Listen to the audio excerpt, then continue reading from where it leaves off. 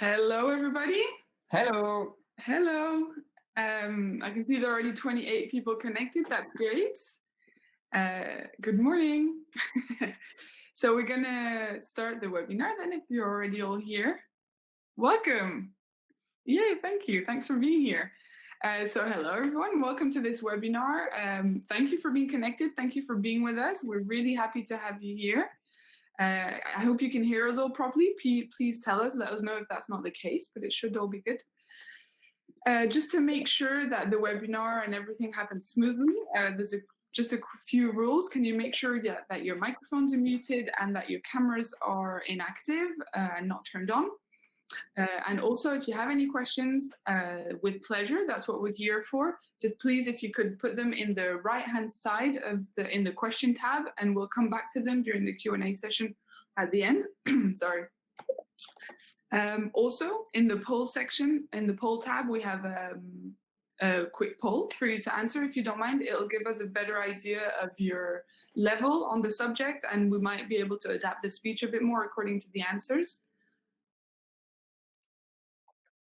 So yeah, we can begin. I'm going to start with a quick presentation of Scaleway to give you a better idea of who we are, who you're listening to, what products and services we offer. Just contextualize a little bit this webinar, and then I'll give Rémy the mic, and he can get into the heart of the topic and the reasons why you're here.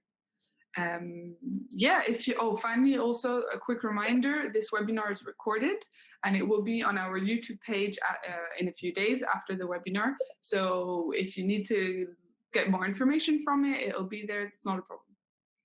So enjoy. I'm going to now share my screen to start the presentation.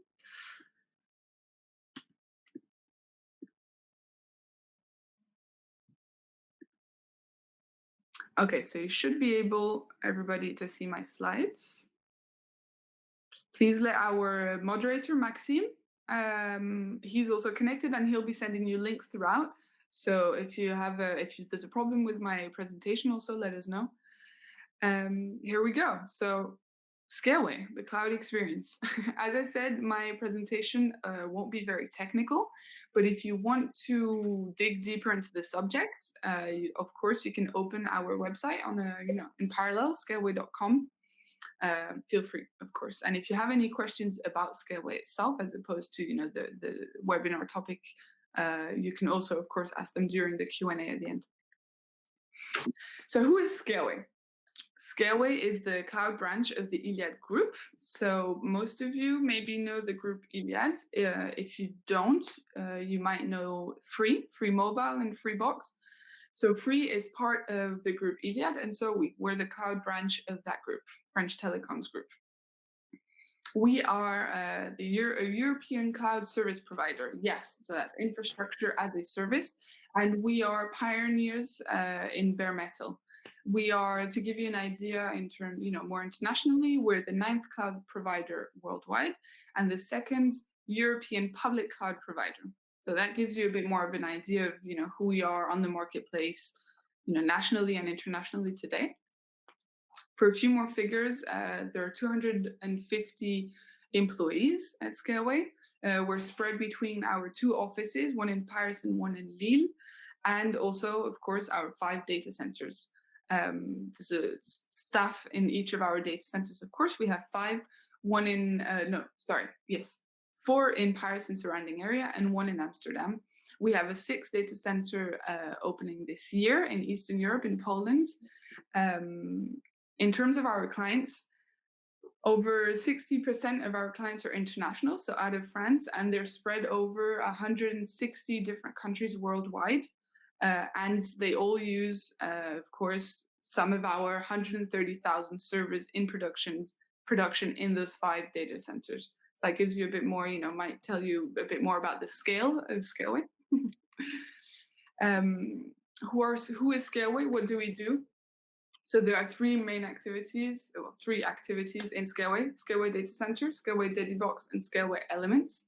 Scaleway data centers, so the private infrastructures, so the data centers that I was talking about. It's the It's the servers, the aircon, the energy, the actual building, and all the infrastructures and that are inside. Scaleway DidiBox is our dedicated servers, and Scaleway Elements is our public cloud ecosystem. So the actual cloud and all the bricks that compose that cloud ecosystem. I'll get back to that in a little bit more detail in a couple of slides. But before that, a little bit of history about Scaleway. So what's the story behind Scaleway? So Scaleway was launched in 2015 by Arnaud de Birmingham. He is still today our president. He launched Scaleway based off a spin-off of online.net. You might all know Online, the company. Online was born in 1999 and Scaleway was launched in 2015. Scaleway was a very quick and strong success straight away because we were the world's first cloud computer platform with servers at 2 euro an hour. So it enabled us to have a very successful launch from day one. 2016, 2017, so that huge and quick success means that we had our clients internationally very quickly, with over, as I said, over 60% of our clients were out of France. We also replied to that success with opening the data center in Amsterdam. And that success was, due to our first loyal clients, which are and still are today the new generation of developers. We owe a lot to them. Their recognition that arrived as soon as Scaleway was born. 2018, big year for Scaleway. We launched a vast transformation plan to accompany that quick success and that rapid and exponential success. So 2018 was the year of a massive recruitment wave. You can see in the photos here, the first top photo on the right is the initial group of developers and staff that founded Scaleway. A mere 15 people, and as I said, today we're over 250 employees, so that's a very quick growth, and a lot of that recruitment happened in 2018. 2018 is also the year that we created our unique living spaces. We call them les maisons, which is the houses. As I said, we have one in Paris and one in Lille. They're more than just a workplace, they're a living space, as it says. We work in slippers, we have the canteen, we have the sports classes. We're very well equipped to work probably every day, very well treated and happy to work there. 2018, sorry, is also the year that Scaleway became the main brand of our three activities, the umbrella brands that englobes our three activities. Sorry. So as I was saying earlier, the Scaleway data center, Scaleway Elements, and Scaleway DidiBox. So Scaleway DidiBox here is historically online.net. Scaleway data center is historically Iliad data center in terms of our activity, and Scaleway here is today Scaleway Elements, which is our cloud ecosystem. So 2019, actually, that is when Scaleway Elements, the brand, was born for our cloud activity. So Scaleway Elements is our cloud ecosystem. As I said, the next slide will go into a bit more detail about that. 2019 is also the year we did our Scale Day and Night.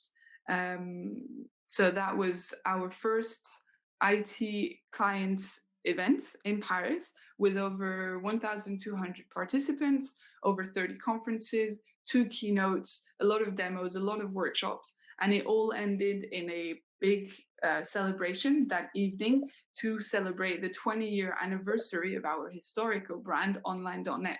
So that, Scaleway, yes, was launched in 2015, but is backed by a massive, by many years, 20 years exactly, of experience and innovation and excellence from online.net.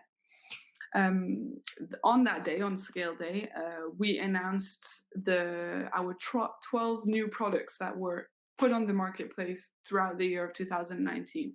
So 12 new products, that's a huge amount, and we're very proud of everything that was launched last year. And lastly, it's also the year that Scaleway was certified HDS, which means Hébergeur de données de santé, which means we can we can host health data in our data centers. 2020, very quick, we don't have a slide, but it's only just begun. 2020 is going to be a big year for us. We have welcomed our new CEO, Yann Lechel. So Arnaud de Birmingham is still with us, of course. He's our president, and they will both work as a duo, to prepare more new adventures for Scaleway in 2020. So we're really excited to see what the year has for us, prepared for us. So this is our public cloud ecosystem that I was talking about. 6 bricks form our ecosystem. Compute, which is the cloud, the instances, the virtualization of the servers. Storage, to store the data. Network, to move it around, to make sure that all the data and information is at the right place at the right time. IoT, the Internet of Things, so all the connected objects. Artificial intelligence, of course, and steering is the last 6th brick. So that is kind of the toolbox of the ecosystem, which makes sure that all the bricks interact and function properly with each other, and that therefore our cloud ecosystem works perfectly. Here are a few names of companies and scaling, upcoming companies that are part of our clients. Might know a few of them: Adobe, Le Bon Coin, Dailymotion, Le Monde, Adobe un Mec. So there you go. It's just a few examples to show you who, the different industries and sectors that Scaleway can work with, of course. That's it for me. It was a very brief overview of who we are. Thank you for listening. I hope there was enough information there. If you want more, please, of course, feel free to follow us on Twitter and LinkedIn. We have updates on there every day, tutorials also that we release every week.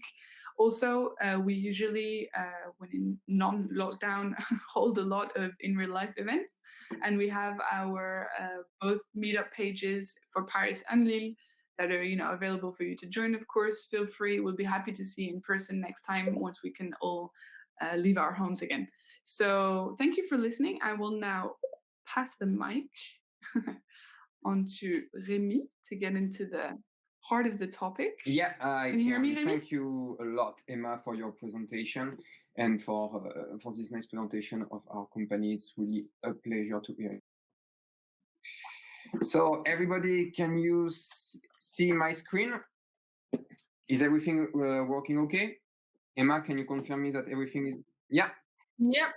Everyone's replying positively. All so good. let's get started. Yes, Hello, everybody. I'm really glad to be here with you today. I'm really glad to give this presentation. The first time I give it to a large audience. So I'm really glad to see you all here today.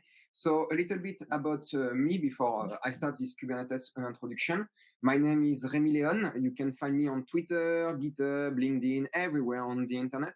I'm a cloud developer advocate at Scaleway. I've been at Scaleway for about 2 years now, and I'm also in charge of the French localization of the Kubernetes documentation. So basically, it means that we do the French translation of the documentation, and that occupy us quite a lot for the Kubernetes activity. A little bit about the agenda for today. So first, I will do a brief overview of containers for some of you that might not be completely aware of what exactly are containers. Then we will move on to Kubernetes and do a little bit of overview of the Kubernetes as a whole and as a project. Then we will dig a little bit into the architecture of Kubernetes, and finally dig inside some concepts and some resources that are typical in Kubernetes software. So without further ado, let's start with a container overview. And the first question you could ask is, what's about container? What's the name of container? Why do we talk about container? Well, it comes from the shipping industry, from shipping goods from Asia to Europe, or from America to everywhere else in the world. And it caused kind of an aquatic theme for the domain. So you will see a lot of names in the Kubernetes and containers environment that are linked to the sea and to shipping. So let's look a little bit about what is a container. So a container gives you portability. So you can ship goods on any boat or truck that can support this kind of container. You can pack a wide variety of different cargo inside a single container. You could pack iPods, computers, fruits, vegetables, clothes, and they all fit inside the concept of a container. They got standard size, so it means that when you come to a port, machines are standardized for loading in containers and loading out containers. You can put many containers on a single given ship. We have some picture on this presentation that will show you boats that can contain thousands of containers. And finally, you can isolate. And this is a key issue about container, is that they isolate cargo from each other. So it means that if you have a container full of bananas and a container full of apples, they don't interact with each other. They are isolated.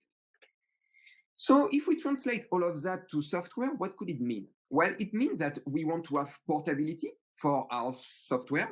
We want to be able to execute it on any system that can execute containers. We want to pack a wide variety of software inside the container. So no matter if our application is developed in PHP, in Ruby, or in Python, Go, or whatever it is, we want to be able to be sure it fits inside the concept of a container. We want to have a standard format. It means that no matter if there is different providers of container runtime, they will all be able to execute exactly in the same way the containers. You want to fit many containers on a physical node, and you want to be able to isolate execution from one container to another. So it means that if you have, for example, a dependency inside a container and a dependency in another container, and they are incompatible, we want both of these applications to be isolated from each other. Isolation is a key word here. I hope you are noticing that. And containers are exactly that. Container, you can see it as a way to pack code and dependency together and to have a single bundle that can run anywhere and can be executed concurrently with different containers on the same physical machine. So with the description I just gave you, maybe it sounds a little bit familiar. And maybe you are thinking, oh, maybe it's virtual machine all over again. And you're not wrong. It's the same kind of concept. We have virtualization on both sides. So it means that in the case of a virtual machine, we are packing OS and software together. So it's like container. They can run anywhere where a specific hypervisor runs. So for instance, if you have a VirtualBox and you have a VirtualBox image, anywhere you have a VirtualBox hypervisor, you can run a VirtualBox image. And you can have multiple VM on a single physical machine. So it's a little bit is the same. But if we look a little bit more closely about how do VM work, let's dig a little bit. With VM, you have an hypervisor. So it's an hypervisor is a software that do the intermediate between the virtual machine and the kernel, that is the underlying part that controls the hardware of your machine.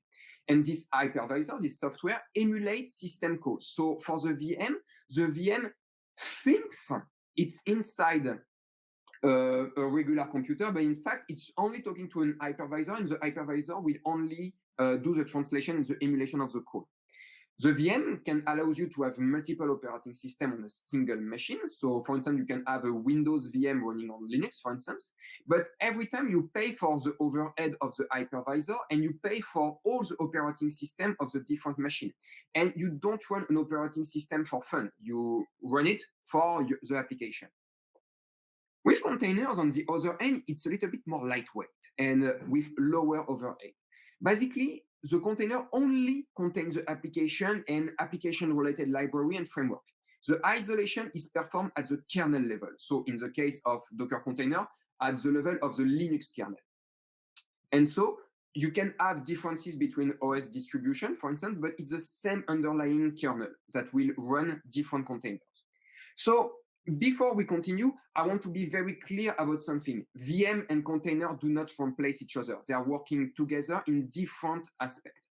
For instance, if you want to have a Windows environment running on Linux, it's not possible to do it with container. It's only possible with virtual machine. There is some software that cannot or won't be adapted to containers. And so virtual machines still provide something that is interesting for this kind of application. And the usage of VM could be a medium for container also. So you could have container running inside virtual machine. So don't see container as the next new thing that's going to replace all virtual machine together. As everything in computer science, you will have an equilibrium between those two. So don't see that don't think they are working against each other. They are working on different aspects with different kind of application. But the key aspect to understand about a container is that they allow a greater modularity in your software. With VM and the tradition of VM, you would typically have a monolith kind of application. So you will bundle all your dependency, all your databases, everything that is required for your application inside a single package, inside a single VM, and you will deploy that.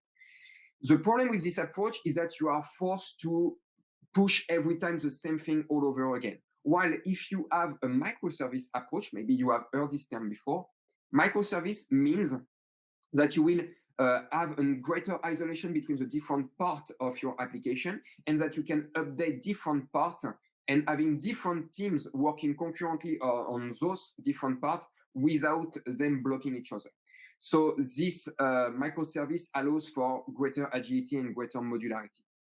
So if we go back to the container history, we can go back all the way to the mainframe and to the different terminal, because the problem is the same. This problem is the problem of isolation. Typically in the 70s, when you would have a mainframe, you would have concurrent terminal on the same mainframe. And if somebody was doing something that caused a mistake or a crash of the computer, well, everybody went crashed, because this computer did not provide a good isolation. I want to repeat this word, isolation and containers. So this problem of isolation is not new in computer science. It did not appear with Docker. It's a problem that is core to computer science. And the history of containers went on. And from the end of the 70s till today, we had different kind of technology on different operating systems, for instance, on BSD, on Solaris, and then on Linux with cgroup, namespace, LXC, that worked on the underlying technology, on the enabler that allow later on to have a company like Docker.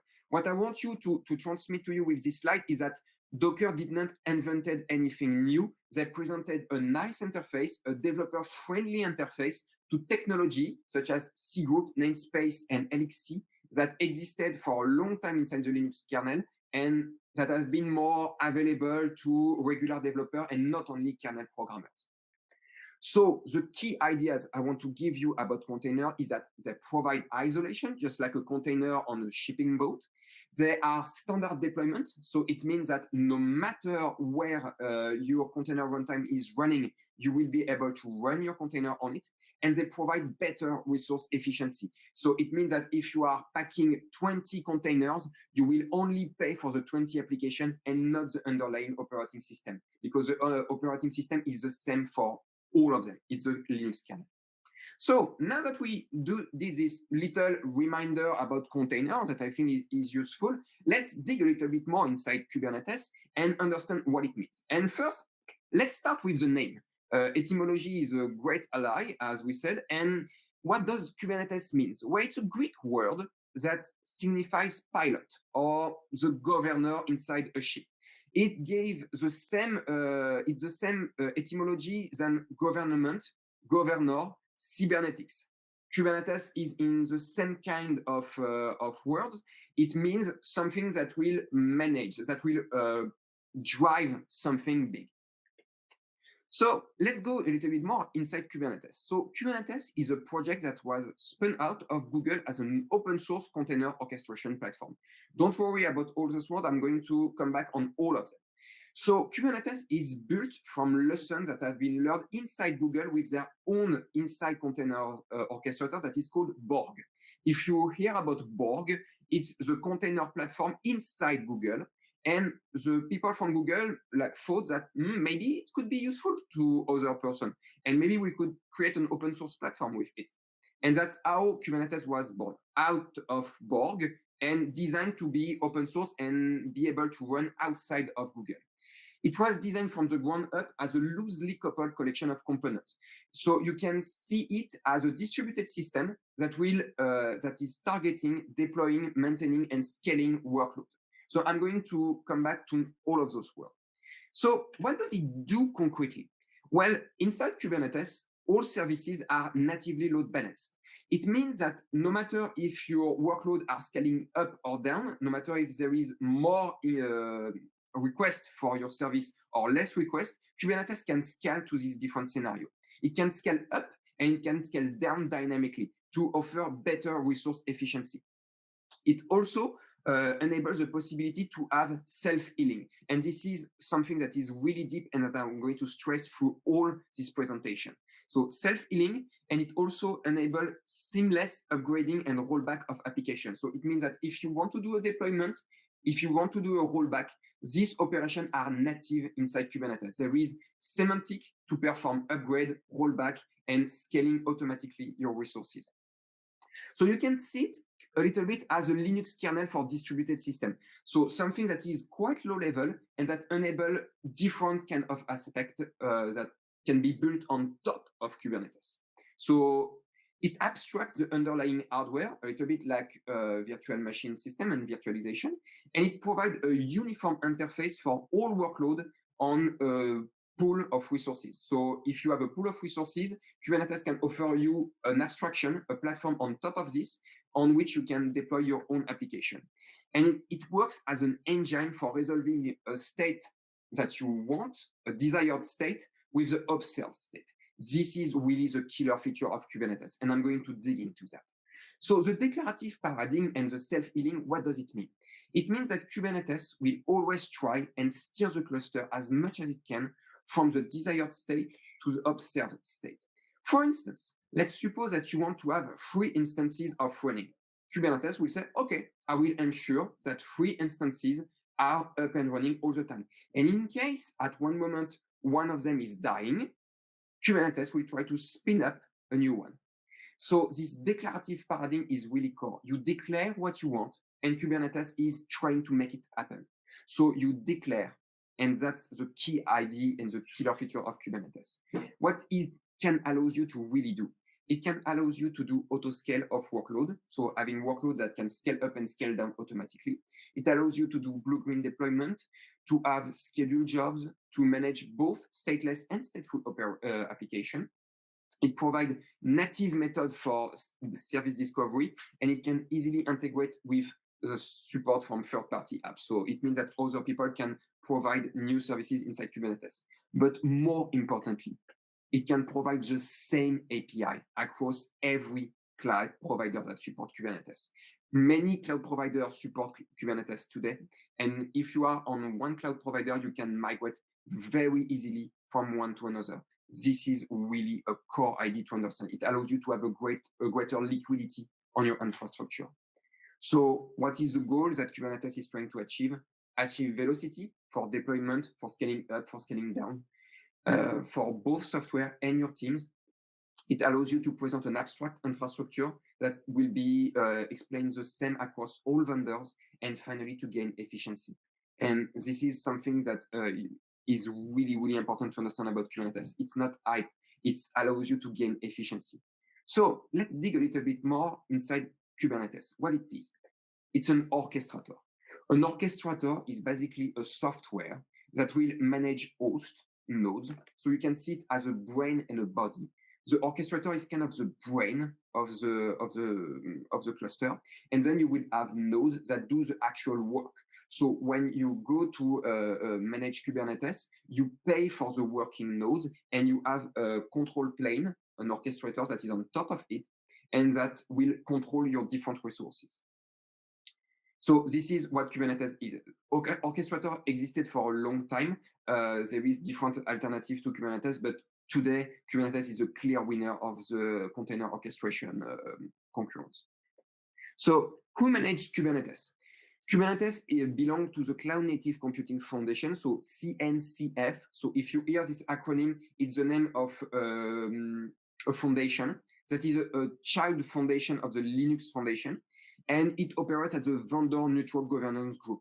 So inside this foundation, you would have different groups called SIG that will deliberate on what Kubernetes should be, and they try to be vendor neutral. A little bit about the project stats. It got over 50,000 stars on GitHub, so it's a very well-known open source project. There is more than 2,000 different contributors to Kubernetes, and even more if you count all the third-party apps. By far, it's the most discussed repository, so the one where the most activities, the most community is happening. You have 70,000 users on the Slack team. You can join it today. You can go to slack.kubernetes.io and you can join this Slack and start interacting with people in your own language with different subjects. There is a lot of channels and you will find a bunch of helpful folks over there that will help you to get started. And finally, there is a kubernetes.io that is a reference website on which you can find all the reference information about Kubernetes. And my team is even working to translate it to French. So a little reminder, if you have to take something away from this presentation, Kubernetes is a container orchestrator. It's a platform with a declarative paradigm. Keep that in your mind, the declarative paradigm. You declare what you want and Kubernetes make it happen. And it's a standard across many vendors. So now that you are all pumped and excited about Kubernetes, let's dig a little bit more inside the architecture of Kubernetes and see a little bit how it works. So I got this schema that show you a diagram of how Kubernetes works, and I'm going to dig inside both of these aspects. So on the left part, you have the control plane. So it's the brain of the Kubernetes cluster. And it's in this brain that all the magic of Kubernetes will happen. On the right, you have the node. This is where the containers will actually run, where your application will actually run. And finally, your end user are over there, and they're going to talk to a load balancer that is going to spread the traffic on all your nodes. How do you control the Kubernetes? Well, you control it through the API. Most of the time, you would use a command line tool that is called kubectl. If you see tutorials about Kubernetes, if you see any kind of webinar or any kind of content about Kubernetes, most of the time, kubectl is involved, and kubectl is really the default interface to talk with Kubernetes. So I'm going to dig a little bit more inside the control plane and explain to you what all of these components means. So without further ado, let's dig in. So as the control plane, there is 4 main softwares that are running inside the control plane. You have the kube API server, the etcd, the kube controller manager, and the kube scheduler. All those software are coded in Go, just like the whole Kubernetes projects, they are coded in Go. They are quite scalable program, so you can scale to a large number of nodes and a large number of different objects running concurrently. And I'm going to dig more now inside every of those components. So let's start with the kube API server. The kube API server provides a REST interface inside all the Kubernetes components. Everything inside Kubernetes, and I stress it enough, everything inside Kubernetes is a resource. And it's a resource with a REST interface built on top of it. So every time that you perform an operation on a Kubernetes cluster, it resolves to a call to a REST interface. All clients, all application, all controller, all software go all through the API server. You can see it as a gatekeeper to your Kubernetes cluster. So this gatekeeper will be handling authentication, so ensure you that you are the right person, authorization, whether you have the right to do something in particular, whether your request is valid, whether you want to mutate a state that exists, and whether you want to perform a certain operation. So you can see API server as the gatekeeper to perform an operation inside Kubernetes. When you perform an operation inside Kubernetes and the API server tells you, okay, it's valid, you can do that, the API server will write inside etcd. You can see etcd as the memory of your cluster, the reference. So every time that you are performing an action, it is stored in etcd. The state, the desired state that you want is stored as an etcd database backend. So etcd is a replicated data store that is designed to scale to a lot of nodes, and that is designed to be reliable if one node is out. So it's based on a distributed algorithm to provide consensus.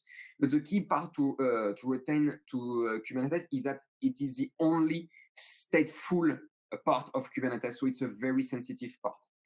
So etcd, it's the memory of your Kubernetes cluster. You have also the kube controller manager. So the controller manager, what it is? You can see it as a thermostat. When you see a thermostat, you say, I want to have 23 degrees inside my home, and the thermostat make it happen.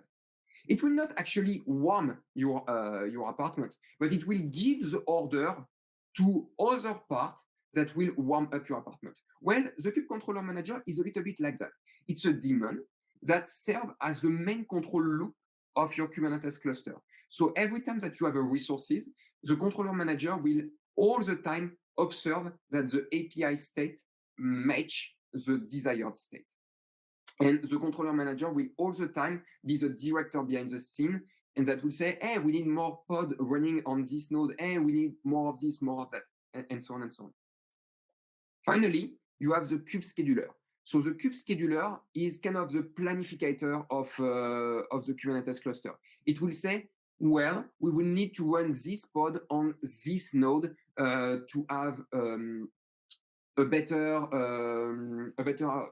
management of our resources, for instance. So it tries to use bin packing as much as possible to try to have an efficient usage of resources. It will also handle affinity and anti-affinity with labels, and I will come back to that. But basically, you can say, I can tag given node to say, I only want this kind of workload to execute on those specific nodes and not anyone else. So the kube scheduler is kind of the planificator or where the pod will actually happen.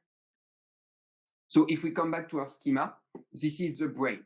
So the kubectl will give an order to the API server, and if the API server is okay with that, it will first persist it inside the etcd, and then all the different controller will try to interact with it to give the right order to the node component. And without further ado, let's go to the node component. So if we zoom inside a given node, so the body of the Kubernetes where the work actually happen, let's see what is inside a node.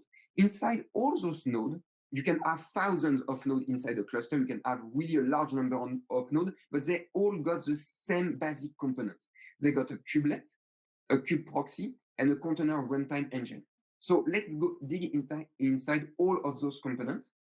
And let's start with the kubelet. The kubelet, you can see it as an agent that is responsible for managing the lifecycle of every pod on the host. So basically, the kubelet will talk to the API server and say, what is my configuration? What I should have running? And it will pull information and make, when it receives an order, it will be the agent that will tell to the node, hey, we should start this pod right now. So kubelet understands YAML container manifest, and it can read from several sources. But basically, you can see it as the agent that will actually make give the order to the runtime to run a given container. You have also the kube proxy. The kube proxy is in charge of the plumbing. It's a network plumber inside Kubernetes. So inside the node, you will have network isolation between the different parts of the containers. And the kube proxy is in charge of managing the networking plumbing. So it can have different backend for doing this plumbing. Historically, it used IP tables to do that. And at the moment, IPVS is the default, and it starts to be more and more popular because it provides better performance and native load balancing. So kube proxy, you can see it as a network part inside the node component, the network plumbing that will do the plumbing on a local node for making the network rules happen. And finally, you have the container runtime engine. So the container runtime engine, it's kind of the Docker distribution that you might have installed on your laptop or on your server. It's basically a runtime that will interact with the Linux kernel and that will provide an interface to that. The most command is a container D, and it's most of the time packaged as the Docker application, so the Docker Community Edition platform most of the time. So the Docker is basically a bundle that contains containerd and other nice application, nice interfaces that make life of a developer easy. But the core aspects of the container runtime, you can change them because there is a standard interface for making a container runtime. So you have different providers, different vendors that propose alternative to Docker. You have CRI-O, RKT, and so on and so on. But the most common is the containerd, and containerd belongs also to the CNCF. It's a CNCF project. So if we go back to our schema, we have the control plane. The control plane is giving order to the node. So first to the kubelet, and then the kubelet will also give orders to make certain containers start and stop.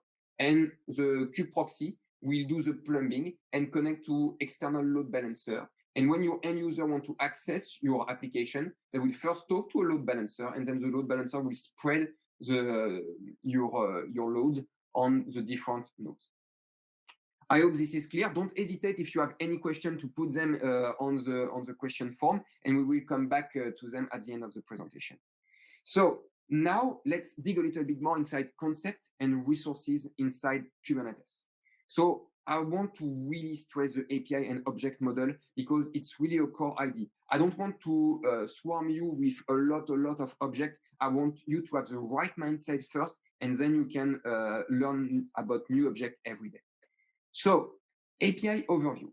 So the thing that you have to understand is that the REST API is the true keystone of Kubernetes. Everything within Kubernetes is an API object. So when I talk about API object, what do I mean exactly? API groups are designed to make it extremely simple to understand what a given object do, and also to extend and add new one. An API group is a REST compatible path that act as a type descriptor for a Kubernetes object. What does it mean? It means that when you have a set of resources, for instance, pod, deployment, replica set, all of that, they belong to an API group. They got a version and they got a kind. So it means that you can always know when you talk about, for instance, a deployment, that it belongs to the API/app/v1. And all the objects that will live inside your Kubernetes version will have an API version and a kind.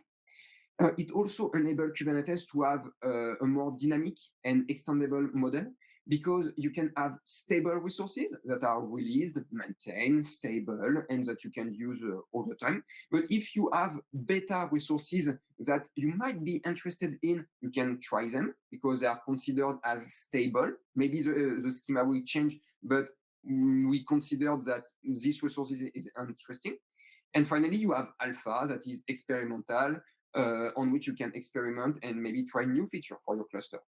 And all these different versioning can be managed natively with Kubernetes. So this object model, you can see it as a record of intent.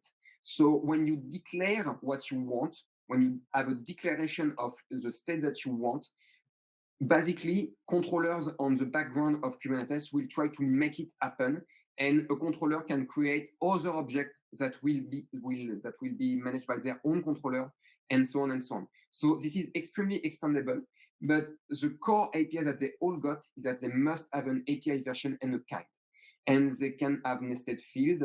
But the key part is that they can always be introspected by Kubernetes to understand who is in charge of this API resource. For the expression, it's YAML. We start to hear the word YAML ops. YAML is quite spread in our industry. Basically, it's a description that is human friendly, so you can easily see a YAML, you can easily understand it, you can easily parse it, and there is support for YAML in all kind of different languages, and it's quite easy to get around with. So Kubernetes is mostly based around this YAML. You will interact with YAML, but you can also interact with JSON if you want. So let's dig a little bit more inside those objects. So I talked a lot about this object. Let's see some of them. So there is a lot of objects inside Kubernetes. I'm going to start by giving you the core one, the core concept. So pods, namespace, services, selectors, and labels. Those are really the core concept. Really understand them before you want to learn about any other new concept. You first have to understand them very well, and then after you can extend. So Let's start with namespaces.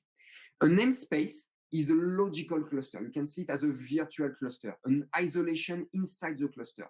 So some resources are scoped on the namespace, some are not. Typically, the authentication related are not namespaced, but your workload will typically be. And you can see a namespace as an isolation. For instance, if you have a campus with different departments that are all running on the same Kubernetes cluster, maybe you want to isolate the different campuses, the different departments of your company, for instance, and you can provide to them a namespace. So a namespace, you can see it here as a YAML. So it's a kind namespace, and you can give it a name. For instance, a name is named prod, and it got labeled app, my big web app. And when you interact with it using kubectl, you can use a kubectl get, and then after you can get the NS, so namespace, and you can see that there is a prod namespace here with the label app equal my big web app. So namespace, virtual cluster, isolation within the cluster. And you can have default namespace. By default, if you don't do anything, there is a default namespace that is created. And for in the background, for the management of the Kubernetes, you have a namespace that is kubesystem that is also existing. So on the background, there is namespace that are provided out of the box. Let's go to the pod. Pod is really the name that you will hear the most inside Kubernetes. So I really want to stress out and that pod is really important to understand correctly. A pod is an atomic unit of work inside Kubernetes. A container is not the unit of work because you can have different containers inside the same pod. For instance, to achieve a sidecar pattern. So you can have containers that are running along other containers to enable certain kind of features. But for as far as Kubernetes is concerned, the pod is the unit of work, the atomic unit of work. A pod is either running or not running. And a pod is running if and only if all the containers inside the pod are running. So it's a foundational building block of Kubernetes. The pod are sharing volumes, they are sharing a network namespace, they are sharing an IP address, they share a single context. But something very deep to understand about pod is that they are considered to be ephemeral. Pods are like the cell in your muscle that will do the work. Your cell will live for 3 days. They will renew a lot, but the cell by itself will not live for long. So Kubernetes fully understands that pods are ephemeral. For Kubernetes, pods are considered to be ephemeral, and other pods will be all the time created to replace the one that fail or are not available. This enables to have replicas and fault tolerance built inside Kubernetes. So if you want to have an example of a pod, for instance, you have one on the left that contains a single container, but you have one example on the right that contains different containers. It contains 1, 2 containers. And those 2 containers are running inside the same pod. So the pod is an atomic unit of work for Kubernetes. It either runs or it does not run. So once you have pod, what can you do with them? Well, you can label them. So what is a label exactly? You can see it as a tagging process with key value. You can put labels on any object inside Kubernetes. You can put labels on pod, on namespace, on any object that you want. They are not characteristic of uniqueness. It's just a tag. You can have the same way that you have different articles on the blog that got the same tag. You can have different objects inside Kubernetes that got the same labels. They have a strict syntax, so it's mostly a word with a value for another word. So what does this label allows you to do? Well, it allows you to provide very fine-grained information to all those objects. Why would you do that? Because of selectors. Selectors allows you to use label to filter and select precisely object through the complete Kubernetes cluster. So when you label an object, it's because you want to use later on a selector, and this selector will perform operation for you. For instance, let's suppose that you have a node that you want to run only on node that got an NVIDIA GPU, for instance. Maybe you have some CUDA sweetness that is running, and you want to have those pods running exclusively on nodes that got an NVIDIA card. How would you do that? Well, first you would tag with label on given host and saying GPU equal NVIDIA. And then you would ask to Kubernetes by specifying inside the node selector that you only want this pod to run on node that got the label GPU equal NVIDIA. And then Kubernetes guarantees you that if this pod is scheduled, it can only be scheduled if the host got a given set of labels. So those labels allows you to have a very flexible workflow and to have very flexible way of selecting all the resources that you want. So you could say, well, Rémy, it's nice, all of that, but if the pod are dying all the time, how can I have something that is stable, that is reliable? Well, I'm glad you asked, because that's exactly what services are providing. So a services will match a given selector. A service will match a given selector with a given set of pods. How does it do that? Well, through the label and selector. If you say, I want to have a service that is going to match app equal nginx and environment equal prod, the services will load balance across all the pods that are running and that match this given app equal nginx and environment equal prod. So in case you have label app equal MySQL, you have the guarantee that the services will never load balance to that because the label does not match. So this tagging allows you to have a selector, and this selector is embedded inside the service. And this service, it's a durable resources. It's not ephemeral. The pod are considered to be ephemeral. The pod can live or die any time, but the service won't. The service will be a static cluster IP. It can have a DNS name, but it's something that is not ephemeral. So the service provides a stability, and the pod can live or die. So the services are a unified method for accessing the exposed workload inside a pod. They are a durable resources. The pod are not durable, but the service are durable. And you can have a DNS name that will resolve something like service name dot the namespace dot svc dot cluster dot local, and this DNS name will resolve inside Kubernetes and provide you with the right service that will then load balance your work on the right pods. So this and the services will talk to the kube proxy. So kube proxy and services will match to enable a simple load balancing. And when I talk to you about the network plumbing, this is exactly what the kube proxy is used for. It's used to match a given service with a given pod, and the kube proxy will do the network plumbing to make it happen. So let's take some example with a real workload. So I give you the basic building blocks. So how would you scale up, scale down, and do regular deployment on Kubernetes? Well, let's start with replica set. A replica set is a simple object with a simple controller that is have for only goal to ensure that the right amount of pod replicas live inside the cluster. So the only goal in life for a replica set is to ensure that if you ask, I want 3 pods to be running with this given image, the replica set will make it happen. So the replica set will handle scheduling, scaling, and deletion of the different pods. The job of a replica set is simple, is to always ensure that the desired number of pods with the desired image are running. So it's a basic building block that is building on top of pods. You could say, well, it's nice, but sometimes I want to upgrade my application. Sometimes I want to do new deployment. Sometimes I need to have a quick fix. I need to have deployments. So how does it work? Because if I only got replica set and then the services is static, how do I move from one version to another? Well, I'm glad you asked, because that's exactly what deployment provides. Deployment are built on top of replica set and are a way to manage pod via the replica set. So the deployment will manage replica set will manage pod. So what does it mean? Deployment can provide the deployment and the rollback functionality. You can see it as an upgrade control. You can see it as a way to control the version of your application that is running. So the updates are managed through a pod template hash label, and I'm going to show you exactly what it means. So each iteration of the deployment will create unique labels.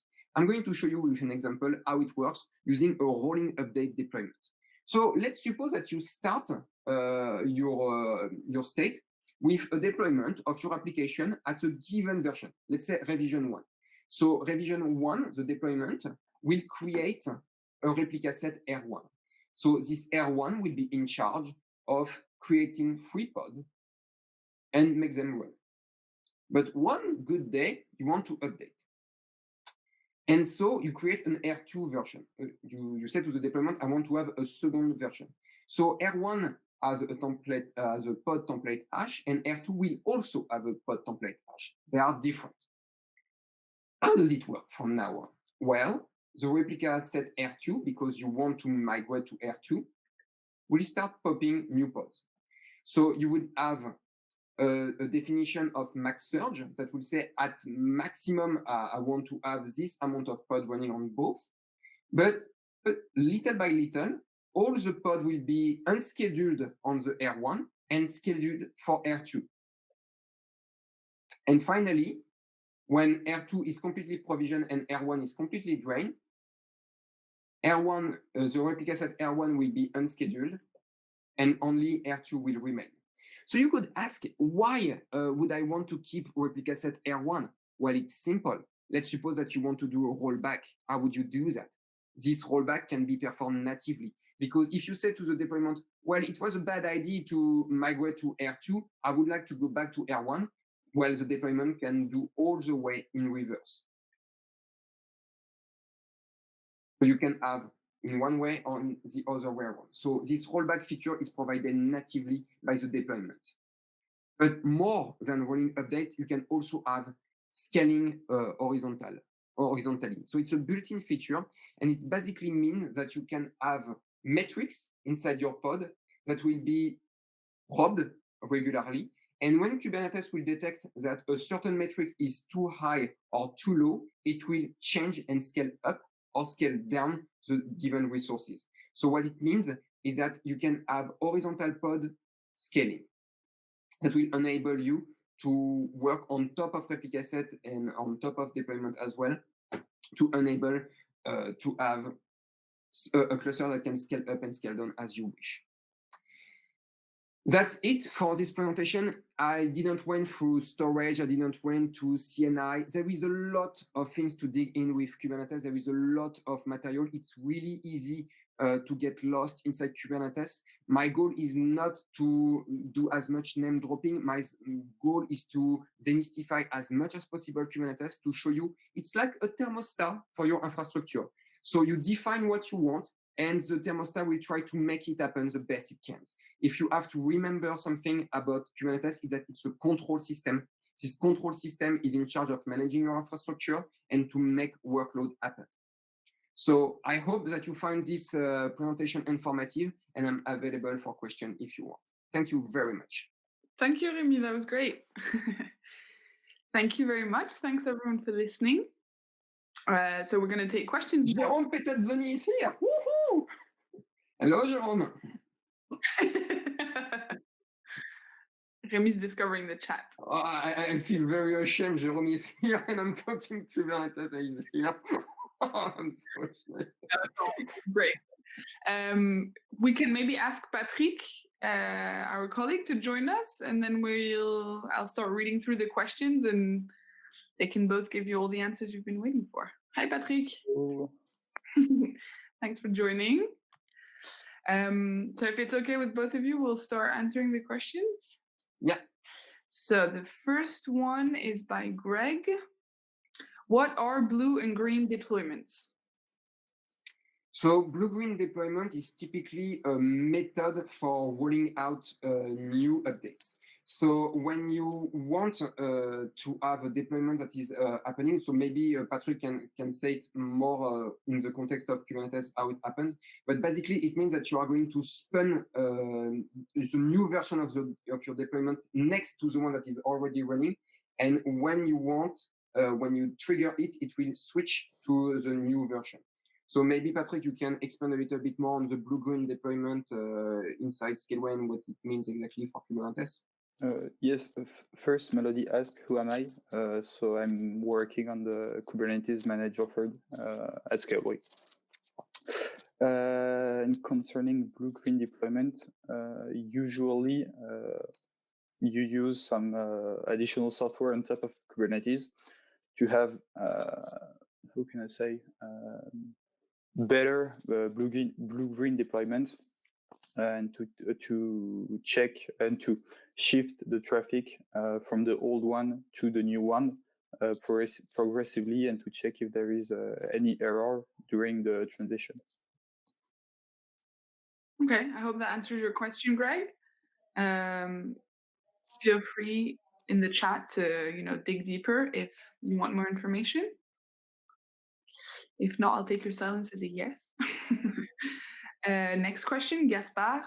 What are the things that are difficult to grasp with Kubernetes? There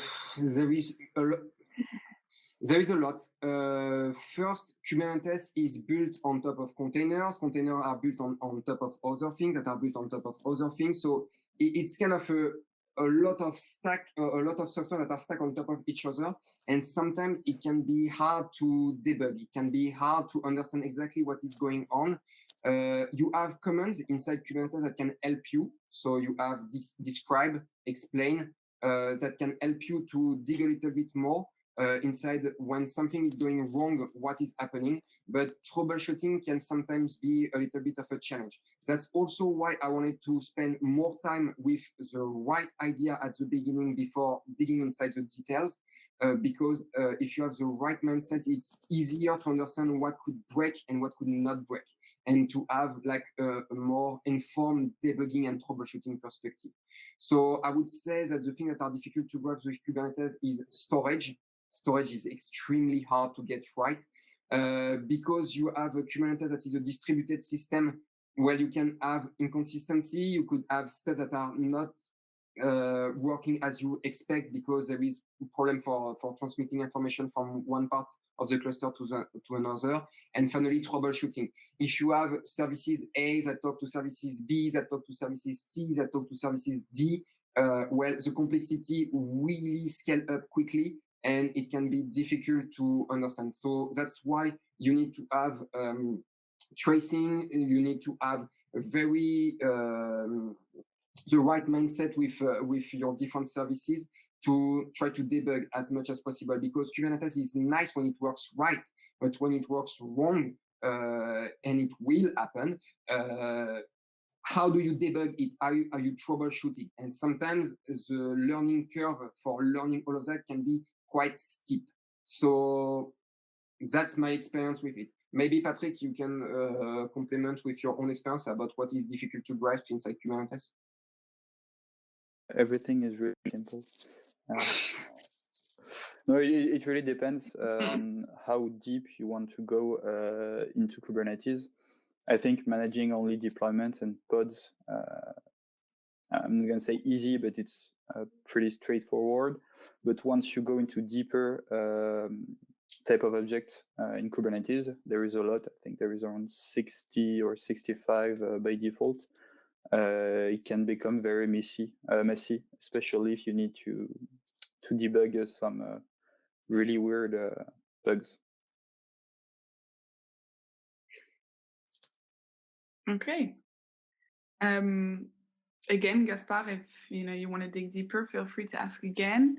There's a second question from Gaspard for you too. What are the differences between Kubernetes and Scaleway? So this one is actually very simple. Kubernetes is a standard. So you can have, we have Kubernetes as a software. You can install it on your own machine. You can install it on your physical machine. You can install it on your laptop. There is different kind of distribution of Kubernetes. You have, for instance, Minikube, you have Docker for Mac, you have a whole kind of way of getting Kubernetes to you. So Kubernetes is the software. Scaleway Kubernetes is a managed Kubernetes. So it means that when you go to the Scaleway console, you click, I want to have a cluster. And then Patrick, with all this love, with all the care that he is able to do, will make a right cluster, a managed cluster for you, and you don't have to manage it. When you want to upgrade it, you click on the interface and it's upgraded flawlessly. If you want to control it, there is a button to click. You just get your kubeconfig and you can control your cluster remotely. So you don't have to manage it, you only consume it.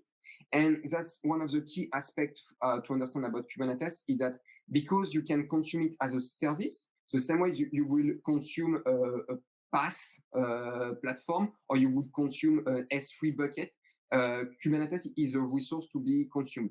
You can host it yourself if you want. You have the guarantee that you will have independence. If you want, one day you can take servers and make your own cluster. There is people that make cluster with Raspberry Pi. There is people that make their own cluster in-house. But if you don't want to manage your cluster yourself because it's a little bit of work, you can pay for having a managed cluster, and you can have all the benefit of using Kubernetes without investing time and energy on your side for managing it, and only use it. And somebody else is managing it for you. That's the difference. Okay, I think that was pretty clear.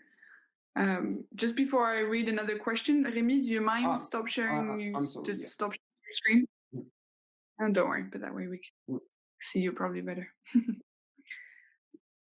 Next question is Greg, right? Yes, it is. Kubernetes is CLI or only, or does it have? It's a good question. GUI? So you have a CLI that is kubectl, but you also have a dashboard that is available. You can enable it with one apply. You apply a set of Kubernetes objects, and a dashboard will happen. It will show up, and you can control Kubernetes on a certain way with this dashboard. So you can have a graphical interface, it's a web interface, so it will be pods that are scheduled inside your cluster, and you will have a web interface to your cluster. It's a nice interface. I prefer to use the CLI, but you have this interface. You have other interface on Ansible, on Terraform also, so you can manage Kubernetes resources using other developer tools. Most of the time we use the CLI, but you can use a dashboard if you want. So you can connect to it, authenticate, and then you apply JSON, you can apply YAML, and you have your object that's public. Okay. I will just move upwards slightly and pick another question based on the number of votes it got. This one is from Jérôme Petazzoni. Which CLI plugin does Scaleway Kubernetes Patrick, use? you might want to answer on this one. We are offering 4 different CNIs at the cluster creation time. You have the choice between Cilium, Calico, Flannel, and Weave. So I think that's it. Before we continue, Jérôme, I'm a great fan of your work. Containers training, I'm sharing it in the chat. So I really like what you're doing, what your brother is also doing. So I'm very honored to have you on this chat. That's my fanboy part. Well, there you go. Yeah, fanboy moment. Okay, another one with the extra votes.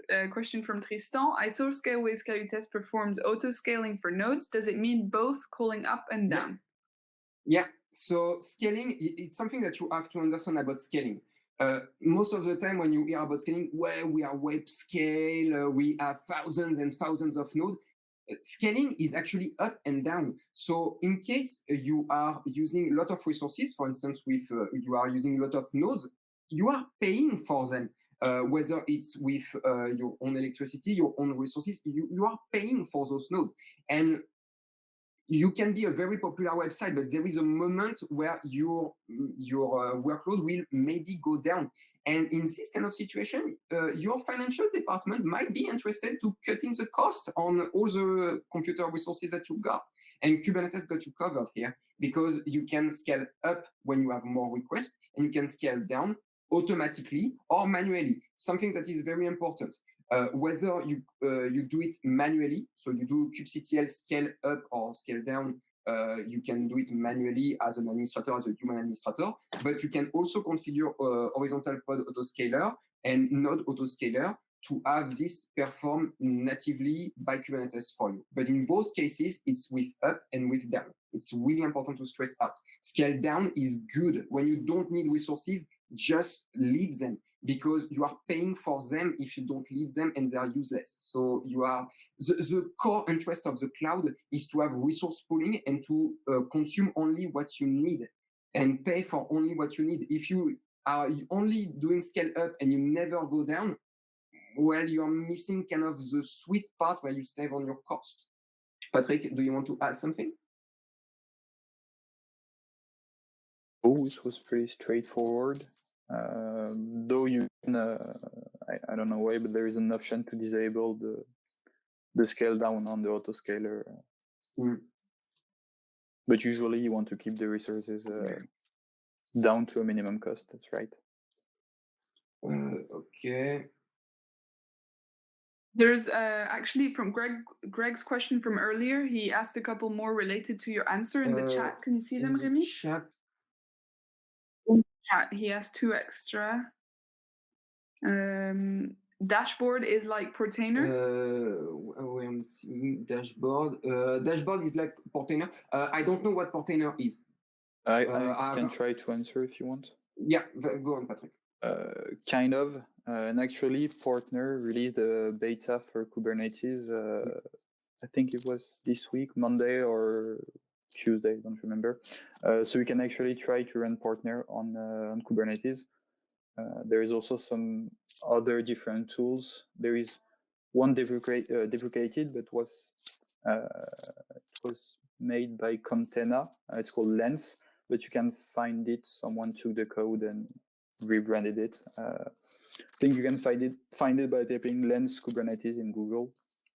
And there is of course many other GUI tools to manage your cluster. And yes, you can use it. You can use it on the Scaleway Kubernetes. I tried it when it got out, and it was working pretty well. Okay, perfect. And his other question at 10.7, email configure files are always written in text, or there's a configuration. Yeah, okay. 10 are always written in text, or there is a configuration. At the end, YAML is a text file in a way, so you will always have it on a form of a text file from one place. Text files are good because they are interoperable, so it means that whether you're on Windows, Mac, or Linux, you will always get the same kind of file to manipulate. Editors are easy, they are free, so you can always get the YAML config. And about the config UI, maybe you could have it inside your dashboard. Maybe your dashboard can allow you to have a nice place where you can edit the different YAML objects that you got. But at the end of the day, it will always go back to managing, I think, a YAML file. I don't like YAML because I wasted hours finding a missing space. We all been there. I think we can share sometimes for all these minutes, hours of our life debugging YAML. Let's have a minute for all this time wasted. Let's like encompass. No, you're not lonely. You're not the only one like this. We have all wasted hours of our life to YAML. It's okay. Let's embrace it. Let's remember about life. It's okay. And just to specify also, as said Jeremy, Kubernetes also manages JSON. In fact, it only manages JSON, and it's the kubectl command line that transforms the YAML into JSON that is sent to the Kubernetes API server. Okay, thanks, Patrick. Good precision. There are 3 more questions. I think if I haven't, tell me if I've missed one. Now from Tristan. Does etcd allow Kubernetes native sharing memory, or is that more like Docker's volumes and must be replicated there in is a another way? misunderstanding here about what is the goal of etcd. etcd is only working with the brain of Kubernetes. It doesn't manage your volume at all.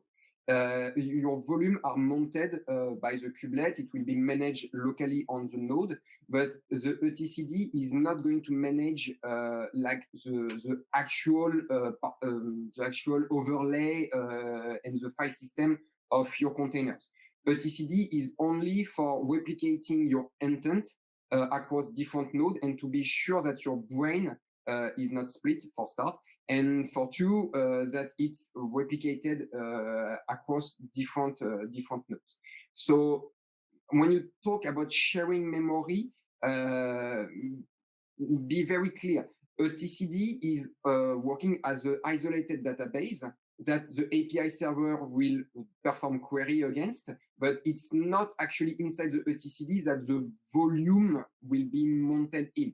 The volume are considered to be external resources. They are managed just like pod, just like replica set, just like deployments. They are managed by a specific controller that is managed with specific container runtime code, that is managed with specific code, but this is not happening inside the ETCD. The ETCD, you can see it as a machine to solve a distributed problem that is known as the consensus. So how would you have the guarantee that when you write an information inside this distributed system, that all the nodes inside this distributed system agrees that this write happened, and how it stay consistent? This is what ETCD is doing. You can look for raft algorithm, you can look for consensus problem. This is the core problem that ETCD is solving. The volume are completely dealt with different controllers. Okay, I think that was a complete answer. He's got another question, Tristan. When Kubernetes needs to run a new instance, are kubelet knowing the whole Docker Compose configuration, or does it receive minimal info for running only the needed Docker instance? Compose are completely separated from Kubernetes. Docker Compose is a project created by the Docker company. I'm really thinking about my word because Jérôme is here. But Docker Compose is mostly created inside the Docker company. Kubernetes is completely orthogonal to Docker Compose. So you, on the background, when Kubernetes, when the kubelet asks for information to the API master, it doesn't exchange Docker Compose information. It exposes only manifest of pods, and the kubelet will make them running. So when you can have pods that are on the same kind of application that you would have on a Docker Compose that are running on different nodes, for instance. So if you have a scale up of an application with containers that are running on different nodes, it will be different kubelets that got the different pods. So no, you will not have this bundle. It's the API, it's the control plane of Kubernetes that will design and see and decide where each pod is running. And maybe for a given application, a pod will be on a particular container runtime on a particular node, but maybe another container that is required for this application to run will be running on a different pod on a different runtime. So you have it completely split up by Kubernetes here. And there is no Docker Compose in the background. Okay. Your Jérôme is leaving, Rémy. He says hi. Thank you, Tristan. Thank you, Jérôme. There's only 2 questions left. By the way, if you're leaving before you go, exactly, Melody just put in, there's a short survey that we'd like you to fill in if you can. It'll just take 1 short minute of your time, and it'll help us a lot to improve our work for the future, our future webinars. And so please, if you have the time, the link is just above. Maxime put it in the chat. So thank you before you leave. I put the link back in the chat.